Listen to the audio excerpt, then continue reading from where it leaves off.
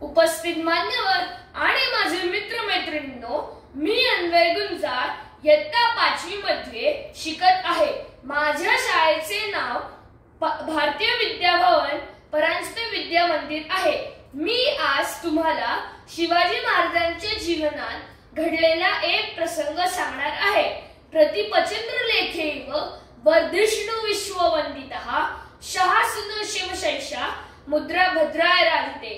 चंद्रकलेप्रमाणे हे राज्य व त्याचा लौकिक वाढत जाईल व ते राज्य लोक कल्याणासाठी असेल अशी ग्वाही छत्रपती शिवाजी महाराजांनी रयतेला दिली। हिंदवी स्वराज्य स्थापन करण्यासाठी त्यांना अनेक प्रामाणिक व स्वाभिमानी लोकांनी साथ दिली। त्यातीलच एक प्रसंग आज मी तुम्हाला सांगणार आहे। एकदा शिवाजी महाराज तोरणागडावरून राजगडाकडे निघाले होते। राजगड अजून खूप दूर होता। दिवस मावळायला थोडाच अवधी राहिला होता। साहजिकच महाराजांनी वाटेत असलेल्या एका गडीवरच्या किल्ल्यावर मुक्काम करायचे ठरवले। महाराज व त्यांचे सोबती थोड्याच वेळात किल्ल्यावर पोहोचले। किल्ल्याचे दरवाजे बंद पाहून सर्वांच्या चेहऱ्यावर प्रश्न उमटला, आता काय करायचे? पण महाराज सोबत होते, ते काहीतरी मार्ग काढतील असा सर्वांनाच विश्वास होता। महाराजांनी किल्ल्याचे दरवाजे बंद पाहून महाराज पुढे सरसावले आणि म्हणाले, कोण आहे पलीकडे? उघडा दार। पहारेकरी म्हणाला, तुम्ही कोण आहेसा? पहारेकराने डरडावून विचारले।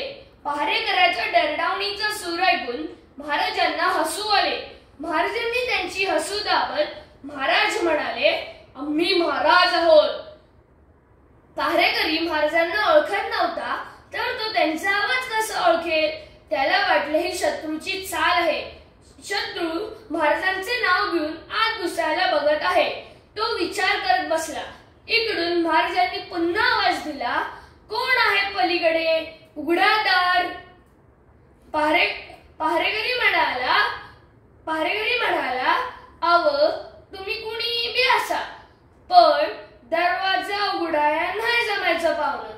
अव सांच्यापासून तांबडं फुटुस्तवर काय बी झालं तरी दरवाजा उघडायचा नाही असा शिवाजी महाराजांचाच हुकूम आहे। अन आमचं महाराज सवताचा हुकूम सवताच तोडायला कधीच सांगत नाही।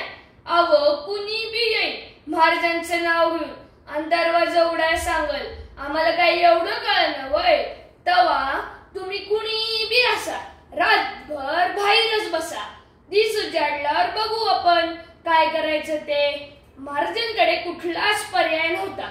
त्यांना डरडावून दरवाजा उघडायला लावायचे नव्हते। त्यामुळे महाराजांनी अख्खी रात्र गडाबाहेर उघड्यावरच काढली। सकाळ झाली, गडाला जाग आली। हळूहळू गडाचे दरवाजे उघडले।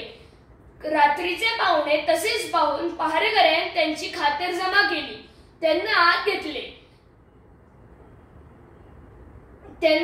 घेतले। चौकशी केल्यानंतर पहारेकऱ्याला कळाले, ज्यांना आपण काल थांबवलेलं ते महाराजच होते। त्याचे धाबे दणाणले।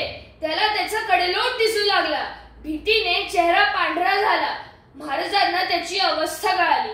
महाराज शांत पावलाने त्याच्या जवळ गेले। त्याच्या पाठीवर शब्बाशकीची थाप दिली। स्वतःच्या गळ्यातून कंठा काढून त्याच्या गळ्यात घातला आणि म्हणाले, तुमच्यासारख्या प्रामाणिक मावळ्यांमुळेच आज आपला हिंदवी स्वराज्य उभा आहे। असे प्रामाणिक, शूर व स्वाभिमानी मावळे, मग तो गडाचा पहारेकरी असो किंवा सिंहासारखे लढणारे तानाजी मालुसरे व बाजीप्रभू देशपांडे असो, यांना माझा मानाचा मुजरा। ह्या सर्वांच्या सोबतीमुळेच राजमाता जिजाऊ आणि छत्रपती शिवाजी महाराजांचे हिंदवी स्वराज्य स्थापन करण्याचे स्वप्न पूर्ण झाले। छत्रपती शिवाजी महाराज।